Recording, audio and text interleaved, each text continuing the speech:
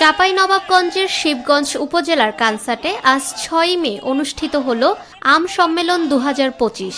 Mango development ফোরামের আয়োজনে অনুষ্ঠিত এই সম্মেলনে দেশের বিভিন্ন জেলার প্রায় ৩৫০ জন আম উদ্যোক্তা অংশ নেন।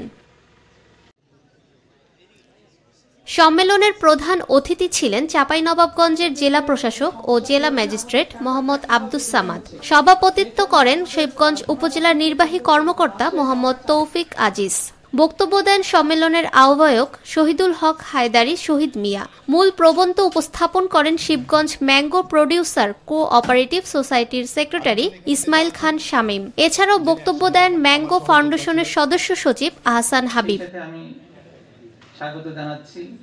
বক্তারা জানান ২০২৪ সালে বাংলাদেশ থেকে প্রায় ১৩০০ মেট্রিক টন আম ইউরোপ, যুক্তরাজ্য, কানাডা এবং মধ্যপ্রাচ্য সহ বিভিন্ন দেশে রপ্তানি হয়েছে। তবে রপ্তানির সম্ভাবনা বাড়লেও কীটনাশকের অবশিষ্টাংশ, আধুনিক প্যাকেজিং, হ্যান্ডেলিং সমস্যা এবং শীততাপ নিয়ন্ত্রিত গুদাম ও পরিবহনের ঘাটতি বড় চ্যালেঞ্জ হয়ে রয়েছে।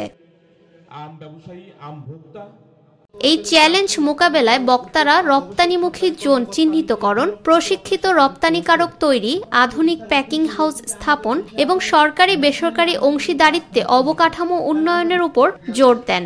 আম উদ্যোক্তারা আশা প্রকাশ করেন এই সম্মেলন রপ্তানির নতুন দিগন্ত উন্মোচনে একটি মাইলফলক হয়ে উঠবে। আমের ভিন্ন সমস্যা ও সম্ভাবনা নিয়ে আম চাষি ও উদ্যোক্তাদের সাথে নিয়ে একযোগে কাঠামো উন্নয়নের কাজ করা হবে।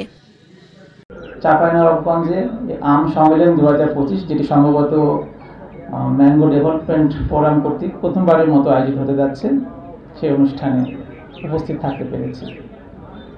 আমি বলবো এটা আমার জন্য একটি সৌভাগ্যের বিষয়। আমি প্রায় ৮ মাস হলো দায়িত্ব গ্রহণ করেছি জেলা প্রশাসনে। তো এখন সামনে ইনশাআল্লাহ আমের হারভেস্টিং শুরু হবে। এই সময়টা যদি মহান আল্লাহ তাআলা চায় তো আমি হয়তো আপনাদের সাথে থাকবো। আপনারা জেনেছেন অনেকেই যে সদাশাহী সরকার আমাকে পদোন্নতি প্রদান করে যুগ্ম সচিব হিসেবে পদোন্নতি প্রদান করেছে। সেই হিসেবে হয়তো আমার বেশি দিন আর থাকার সুযোগ হবে না। তো সেই জন্যই অর্থে বলছি যে আপনাদের এই আম সম্মেলনে থাকতে পেরে সত্যি আমার ভালো লাগছে, যে এই সুযোগটা আমি নিতে চাই। আপনারা যথার্থই বলেছেন চাঁপাইনবাবগঞ্জ হলো আমের রাজধানী।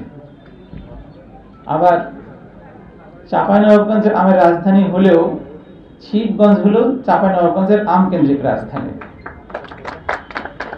এবং আমার যেটা মনে হয় যে এই শিবগঞ্জের এই কানসাট বাজার, সেটা বাংলাদেশের সবচেয়ে বড় একটা অন্যতম বৃহৎ আমের বাজার। এতগুলি ঐতিহ্য আপনাদের এই কানসাটের, এই শিবগঞ্জের, এই চাঁপাইনবাবগঞ্জের, এবং সেই আকর্ষণেই আমার বিশ্বাস প্রায় ৩৫০ মতো উদ্যোক্তা আমের সাথে আমাকে যারা ভালোবাসেন, যারা আমি কাজ করতে চান, তারা আজকের এই সম্মেলনে রেজিস্ট্রেশন করেছেন। এইখানে মূলত আমি যেটা জানলাম যে নলেজ শেয়ারিং হবে, কিভাবে আমরা এই আমকে শুধু এই আমের মৌসুমে আমরা আম কেন্দ্রিক ব্যবসা বাণিজ্যগুলি না করে অন্তত বছরের উল্লেখযোগ্য সময় যেন আমরা আম নিয়ে কাজ করতে পারি, সেই সকল বিষয়ে এখানে নলেজ শেয়ারিং হবে। আমাদের এই চাঁপাইনবাবগঞ্জের যেহেতু সুদীর্ঘ ঐতিহ্য রয়েছে আম কেন্দ্রিক, অন্য অঞ্চল থেকে যারা এসেছেন তারা আমাদের সাথে মিথস্ক্রিয়ার মাধ্যমে আপনারা নিজেরা নিশ্চিতভাবে উপকৃত হবেন। এখানে এখন আম যে উৎপাদন শুরু হয়, চাষ, আমি কদিন আগে এই শিবগঞ্জে আরেকটি প্রোগ্রামে এসেছিলাম। তখন সেখানে দেখলাম যে এই বড় আম গাছের তুলনায় মনে হয় নতুন একটা প্রযুক্তি, যে অতি ঘন পদ্ধতিতে আম চাষ। সেখানে অল্প জায়গাতে ছোট আকারে ঘন করে আমের চারা রোপণ করে ফসল উৎপাদন করা যায়।